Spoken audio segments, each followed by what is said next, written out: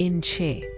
કરવો ગઢ ગિરનાર અને ગિરનારની ગુફામાં તપસ્યા કરનાર એક સંત, જે ગિરનાર ઉપર જેમ એમ આખો ગિરનાર ઘણું જવા લાગતો અને આ ગિરનારની લીલી પરિક્રમાની સૌથી પહેલી શરૂઆત કરનાર મહાન સંત શ્રી વેલનાથ બાવાના ઇતિહાસની આજે આપણે વાત કરવા છે. કહેવાય છે કે જૂનાગઢ તાવાના ગિરનારના છાયામાં વસેલા એવા પાદરિયા ગામના ભક્તમાં ભક્ત બોકાજી અને એમની પત્ની અમરબા રહે બંને પરમાત્માના પરમ ભક્ત હતા.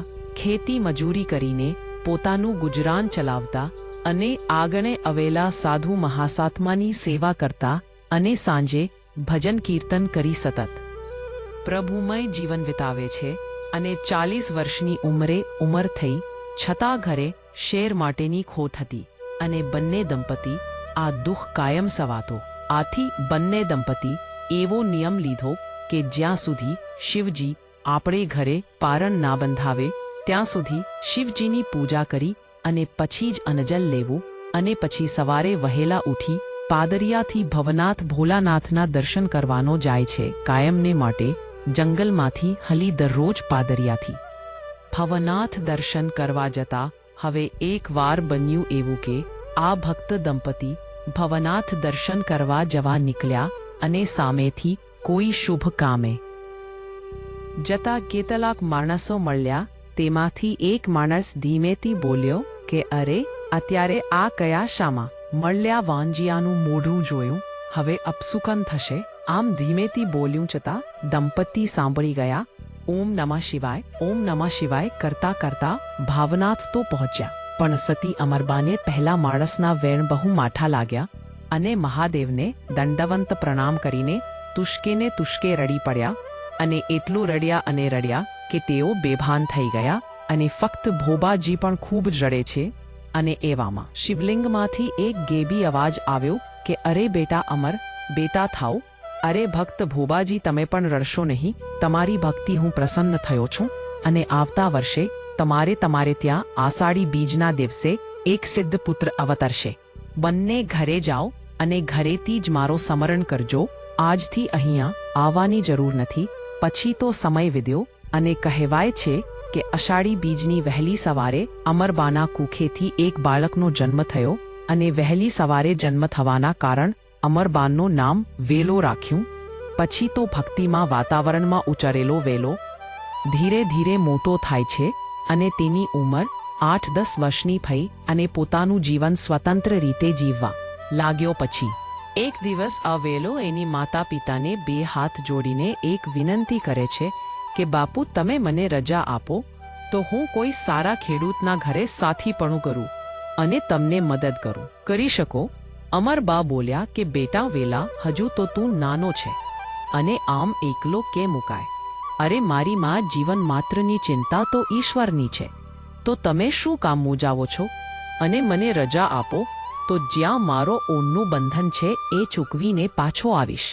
બાળ વેલાની વાત સાંભળી બાપે ના છૂટકે રજા આપી અને વેલાજી ઘરેથી નીકળી જૂનાગઢના શેરગઢ ગામે આવે છે અને એને કહ્યું કે હે પરમાત્મા, મારા ઉપર જેનો ગયા જન્મનો ઓણ છે એ પવિત્ર વ્યક્તિ પાસે મને પહોંચાડી દો. અને શેરગઢ ગામના ઝાપામાં એક ઘર હતું અને એ જોતા વેલાજી સમજી ગયા કે આ જ ઘરનો માલિક મારા ગયા જન્મનો લેણદાર છે. અને આ ઘર સેજનિયા કુલના કડવી જસવંત પટેલનું ઘર હતું. બધા પટેલોમાં જસવંત પટેલ એક દુબળો ખેડૂત હતો. માંડ મજૂરી કામ કરે અને પોતાનું ગુજરાન ચલાવે છે. હવે એક દિવસ જસવંત પટેલને ખડકીએ એક બાળક આવી અને ઊભો રહ્યું અને બોલ્યો, આતા મને કામે રાખશો? કેવા છો ભાઈ? કોડી છીયાતા, મને સાથે રાખો. મારું નામ, તારું નામ શું છે બેટા? વેલ્યુ. અને વિચાર કરીને ને જસવંત પટેલ ડોકું હણાવીને અને બોલ્યા કે વેલ્યા બેટા, મારે ઘરે તારો સમાવેશ થાય એવું નથી. 2 ઉપર ત્રીજાનું પેટ નહીં ભરાય. આ સાંભળી અને ઘરમાંથી એની પત્ની બહાર આવ્યા અને તે ભરભૂ પારણાઈની સ્ત્રી હતા. એને સંતાન ન હતું અને વેલાને જોતા જ બાઈની મમતા લાગી અને વેલા ઉપર એનો વહાલ છૂટ્યો અને તે એના ધણીને કહે છે કે કડવી ભલે લે રહ્યું છોકરો એના ભાગનું ભગવાન દઈ દે છે, અને આમ જો અને કો જોઈ આપણું દુઃખ વિસરશું અને એને આપણો દીકરો માનીશું. ઘરવાળીની ઈચ્છા જોઈ પટેલે વેલાને રાખી લીધો અને બોલ્યો કે વેલા, તારો પગાર કેટલો બેટા? પગાર તો તમને ઠીક લાગે એ આપજો, આતા પણ મારે એક નિયમ છે કે પાળવો જ પડશે. શું નિયમ છે? તારે આજથી આ મારી માં અને મારી માં મને રોટલો કરી દેને તો જ હું ખાઈશ, બીજા કોઈના હાથનું રાંધેલું મને ગમશે નહીં. ભલે બાપ જેવી તારી ઈચ્છા. અને કહેવાય છે કે વળ તે દિવસ જસવંત પટેલના ઘરમાં રીધી સીધી વરસવા લાગી અને ગામના દરબારે બળદની 2 જોટણ અને પોતાની જમીન ખેરવા આપી. અને પછી તો જસવંત પટેલ અને એનો બાળક વેલો બંને બળદને લઈ ખેતી કામ કરે. આખો દિવસ ખેતરમાં કામ કરે અને રાતે અને માં અને આતાના પગ દબાવ્યા પછી જ સુધો. અને આ કોળી પુત્ર વેળો જોત જોતામાં જસવંત પટેલને પડખે જવાન દીકરા જેવો થઈ ગયો. આમ દિવસો વિધવાતા ગયા અને પછી પટેલના ઘરે એક પછી એક એમ 7 દીકરા જન્મ્યા. અને પટલાની કહેતા કે મારા વેલાના પગલા પડ્યા ને એટલે મારું ઘર જોડે કુટુંબ થઈ ગયું. પોતાના 7 દીકરા હોવા છતાં વેલા ઉપરનો હેત ઓછો ન થયો. હવે બન્યું એવું કે એક દિવસ સાંજે વહેલો ખેતરમાં મજૂરી કામ કરીને ઘરે પાછો આવે છે અને ત્યાં ફળિયાના માણસો ભેગા થઈ ગયેલા છે. ઘરમાં રોકડ ચાલુ છે અને પટલાની માને નીચે સુવડાવેલા છે અને બાજુમાં દીવક કોયલ. આ બધું જોઈ વેલો બોલ્યો કે અરે શું થયું મારી માને? વેલા, તારી માં આપણને છોડીને અનંતની યાત્રાએ ચાલી ગઈ છે. તારી માને સરપે ડંખ દીધો છે, હવે બેઠી નહીં થાય. ના ના બાપા, મને જમાડ્યા વિના મારી માં જાય જ નહીં. મારો નિયમ ભંગ ન કરે. અને એમ કહીને વેલો નીચે નમ્યો અને માને ગળે લાગીને કહેવા લાગ્યો કે માં ઉઠો, મને રોટલો ઘડી દો, મને ભૂખ લાગી છે. અને ત્યાં તો કોણ જાણે કેમ સાપનું ઝેર ઉતરી ગયું એમ માં બેટા થયા અને વેલાને પેટતે ભેટી પડ્યા. અને ફરીથી ઘરમાં સોનાનો સૂરજ જુગ્યો. પછી તો ઘણો સમય વીત્યો. પછી એક વખત ગામના એક માણસે જસવંત પટેલને રાવ કરી કે તારો સાથી ખેતરે જઈ ખીદડાના છાંયે આખો દિવસ સૂતો રહે છે અને રાતે જ્યાં ભજન હોય ને ત્યાં ભજન કરવા જાય છે. જો આમને આમ ચાલ્યું ને તો તારો તો દેવાળું નીકાળી જશે. પણ આ વૈશાખ ઉતરવા આવ્યો પણ હજુએ સાંડીએ સુકાઈ નથી. આવી વાત પી સાંભળી પટેલનો ખેતર તરફ ચાલ્યા અને મનમાં થયું કે જો વેલો ખરેખર સૂતો હોય ને તો પાટું મારીને જગાડીશ. આમ વિચારતા પટેલ ખેતરે પહોંચ્યા. ત્યાં તો વેલો તો પણ એનું કામ આપમેળે ચાલુ છે. કોદાળી એકલી ખોદી રહી છે. કોદાળી એની જાતે ઉછળીને સાચીઓ કાપી રહી હતી. અને આ દ્રશ્ય જોઈ જસવંત પટેલ તો આશ્ચર્ય થઈ ગયા. અરે આ તો વેલો નહીં પણ કોઈ મહાપુરુષ છે. એના ઉપર મેં શંકા કરી મહાપાપ બાંધ્યો. હવે પટેલને પછતાવવાનો પાર નથી. આંખમાંથી આંસુ હાલ્યા જાય છે. અરે આ મહાપુરુષને હું ઓળખી ન શક્યો. એને મારા ઘરને અફેક ભરી દીધો અને મેં આના પર કોઈની વાત માનીને અવિશ્વાસ કર્યો. આ રીતે હિપકાનો અવાજ સાંભળીને વેલો જાગી ગયો અને દૂરથી આતાને ને રડતા જોઈ પાસે આવ્યો અને જસવંત પટેલને વેલાના પગમાં પડીને રડવા લાગ્યા અને બોલ્યા કે એ મહાત્મા, મને માફ કરો. આજ સુધી મેં તમને ઓળખ્યા નહીં. આપણી પાસે મજૂરી કરાવી, અવિશ્વાસ કર્યો. એટલે વેલો બોલ્યો કે આતા મજૂરી તો મને મીઠી લાગતી હતી. જો મને દીકરો થઈને રહેવા દીધો હોત ને તો હજી રોકોત અને તમારી સેવા કરોત. પણ હું તો પૂર્વજન્મનો ઊણ ચૂકવવા આવ્યો હતો. હવે મને રજા આપો.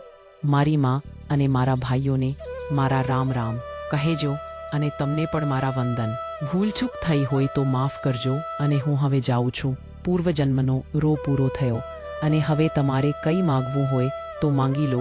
આતા જશવંત પટેલને આંખમાંથી આંસુનો વહાર રોકાયો નહીં ને વેલાને મન કરી એટલું કહે છે કે હવે દીકરા તરીકે નહીં પરંતુ મહાત્મા તરીકે મારા ઘરે પધારો અને મને સેવા સત્કારનો લાભ આપો. પછી તો વેલો અને જશવંત પટેલ ઘરે આવે છે અને વેલો કહે છે કે માં આપોને લેણ દેણ હવે પૂરી થઈ. હવે મારે અહીંથી જવું પડશે. અને આ વાત સાંભળી પટલાણીના માથે હાથ ફાટી પડ્યું અને પછી વેલો માને માથે હાથ મૂકેને અને પૂર્વજન્મનો લેણદેણ એક ફિલ્મની જેમ દેખાડી દઈ છે, જેથી માને વેલા પ્રત્યેની ભાવનાનો મોહ છૂટે છે અને તે દિવસથી એક સંત તરીકે વેલાને જોવે છે અને તે દિવસથી સંત વેલનાથ માટે માએ ખીર અને પૂરીનું જમણ બનાવ્યું।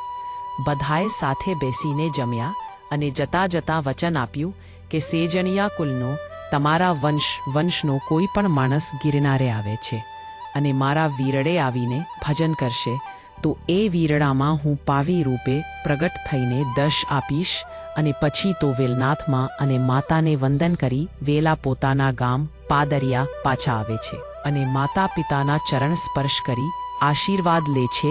માતા પિતાના સર્વે સદ્ગુણો વેલાના જીવનમાં ઉતરી ગયા છે।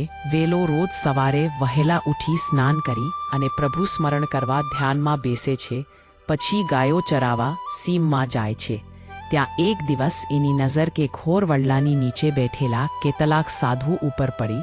વેલો સાધુ પાસે આવી અને સીતારામ બોલેને નમન કરે છે એટલે સાધુ હાથ ઉપર કરીને સીતારામ કહે છે। પછી વેલો ગાયો દોઈ અને સાધુઓને દૂધ અપાય છે અને વેલો સાધુઓને ભજન સંભાળાવે છે। વેલાનો સાધુ પ્રત્યેનો ભાવ જોઈ અને એક સાધુ કહે છે કે બેટા માંગી લે, તારે જે જોઈએ એ માંગી લે। એટલે વેલો બે હાથ જોડીને કહે છે કે મહાત્મા, મને આજે ગુરુ મળ્યા નથી, માટે તમે મને કઠી બાંધો, તમારો શિષ્ય બનાવો જેથી મારો જન્મ સફળ થઈ જાય। એટલે વેલાની વાત સાંભળી અને સાધુ કહે છે કે વેલા ભગત, અમે એક જ ગુરુના શિષ્ય છીએ અને અમારા ગુરુ વાગનાથ બાપુ છે અને તે ગિરનારના પર્વત ઉપર આવેલા અંબાજી મંદિર નિર્મેર મંદિરના સામે ભૈરવ જનકી આગળ એક ગુફામાં રહે છે। અમારા ગુરુની આજ્ઞા નથી, અમે કોઈ તને શિષ્ય ન બનાવી શકીએ। અમારા ગુરુની ગુફા આખા વર્ષમાં એક જ વખત ગુરુ પૂર્ણિમાના દિવસે ખોલે છે, માટે તું ગુરુ પૂર્ણિમાના દિવસે ગુફાએ આવજે અને વાગનાથ બાપુને વિનંતી કરજે, એ જરૂર તારા ગુરુ બનશે અને સમયને જતા જતા ક્યાં વાર લાગે છે। ગુરુ પૂર્ણિમાના દિવસ આવી ગયો। વેલો માતા પિતાના આશીર્વાદ લઈ ગરવા ગિરનારની ગોદમાં આવી ચડે છે અને ભવનાથ મહાદેવના દર્શન કરી અંબાજીની ટોક પાસે આવેલા ભૈરવ જનકીની જગ્યાએ આવી એક વિશાળ ગુફા દેખાય છે અને ગુફામાં દાખલ થતા જોવે છે તો એક વિશાળ જટાવાળા તેજસ્વી જોગી શીલા ઉપર આસન બાળને બેઠા હતા। સામે ધોનો છે। આ જોગીનાથ પંથી સાધુ વાગનાથજી પોતે હતા અને વેલાને જોઈને તે એની દિવ્ય શક્તિથી વેલાના જન્મ અને શિવનો અંશ છે એ જામી ગયા અને વેલા બેટા વેલનાથ, તું મને ગુરુ બનાવવા માંગે છે, પણ મારી એક શરત છે, ગિરનારના નૈયું લાખજો સિંધો અને ભગવાન દત્તનું રહેઠાણ છે, તો બધાના આશીર્વાદ મેળવવા માટે તારે ગિરનારની 12 પરિક્રમા કરવી પડશે। મારા આશીર્વાદ તારી સાથે છે, પછી તો ગુરુ વાગનાથના આશીર્વાદ મેળવીએ। તે દિવસથી 12 પરિક્રમા આશીર કરવાની શરૂઆત કરે છે અને રસ્તામાં ગાઢ જંગલ અને જંગલી પશુઓ પણ જોવા મળે છે, પણ સતત ગુરુના નામથી માર્ગ એકદમ સરળ થઈ જાય છે। આ રીતે પરિક્રમા પૂરી કરી અને વેલનાથ વાગનાથજી પાસે આવે છે અને પછી તો બીજે દિવસે બ્રહ્મ મુહૂર્તમાં વાગનાથજી સર્વે નાથપંથી સાધુઓની હાજરીમાં વેલાને નાથપંથીની દીક્ષા આપે છે અને વેલો તો હવે વેલો મટી અને સંત વેલનાથ બને છે। પછી તો વેલનાથ બાપુએ ઘણી સિદ્ધિઓ પ્રાપ્ત કરી અને એક દિવસ વાગનાથ બાપુ વેલનાથને બોલાવીને કહે છે કે બેટા, હું તારી ભક્તિ અને સેવાથી ખૂબ જ પ્રસન્ન છું। મારી તને આજ્ઞા છે કે હવે તું તારા માતા પિતાની સેવા કર અને ઘર સંસારની મર્યાદામાં રહીને અને જગતના લોકોને ઈશ્વરની રાહ બતાવ। તારો જન્મ કલ્યાણ માટે જ થયો છે। હવે વેલનાથ ગુરુના આશીર્વાદ મેળવી પોતાના ગામ પાદરિયા પાછા આવે છે અને માંડવ ગામના લાખાજી ઠાકોરની બંને દીકરીઓ મીનાબાઈ અને જસુબાઈ સાથે આ વેલનાથ લગ્ન થાય છે। માતા અમરબાને હર્ષમાં તો નથી, જેવો દીકરો ગુણવાન હતો તેવી જ વહુઓ પણ સંસ્કારી હતી। પછી તો મિત્રો વેલનાથ બાપુ ગેરલાની ગુફામાં તપસ્યા કરવા માટે આવે છે અને એક દિવસ જૂનાગઢની બાજુમાં કોઈ ગામમાં એક વાણિયાના દીકરાનું મૃત્યુ થાય છે અને વેલનાથ બાપુ ત્યાંથી નીકળ્યા એટલે વેલનાથ બાપુએ વાણિયાના દીકરાની માથે હાથ રાખ્યો અને દીકરો સડસડાટ બેઠો થયા અને આ જોઈને વેલનાથ બાપુએ લાગ્યું કે કાલ સવારે લોકો માંડા લઈને મારી પાસે આવશે અને મને સજીવન કરવું કહે છે. એટલે પછી વેલનાથ બાપુએ સમાધિ લેવાનું નક્કી કર્યું અને ગિરનાર તરફ દોડ મૂકી. અને કહેવાય છે કે જેમ જેમ પગલાં પડતા, જેમ જેમ દોડ મૂકી, એમને એમ ગિરનાર ધરજાવા લાગ્યો અને ગિરનાર પર્વત આખો ફાટ્યો. અને કહેવાય છે કે વેલનાથ બાપુએ બંને પત્ની મેનાબાઈ અને જશુબાઈ, આ બંને પત્નીની સાથે વેલનાથ બાપુએ સમાધિ લઈ લીધી. આજે પણ ગિરનારની અંદર વેલનાથ બાપુની સમાધિ છે. ત્યાં વેલનાથ બાપુએ ચીપીએથી ખોદેલી આ વાવ પણ હજુ હાજર છે.